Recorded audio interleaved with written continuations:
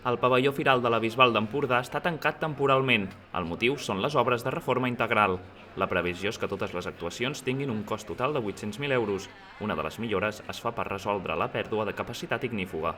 En el cas del pavelló firal, a més, s'ha detectat que la pintura ignífuga que porta totes l'encamallada que hi ha ara, l'estructura que hi ha ara, doncs no és la correcta, que ha perdut les seves propietats ignífugues i que s'ha de tornar a fer de nou. A banda del pintat ignífug de tot l'equipament, els treballs inclouen el reforç de l'estructura i la consolidació dels suports de les plaques acústiques. Aquestes obres contemplen un cost de 550.000 euros, als quals se'ls han de sumar els 250.000 per a la instal·lació d'un nou parquet i la implementació de plaques solars. El nou parquet és l'última renovació que l'Ajuntament considera d'urgència i que ha comportat una despesa de 130.678 euros. S'estima que les obres s'allarguin durant 3 mesos per posar al dia tot l'equipament.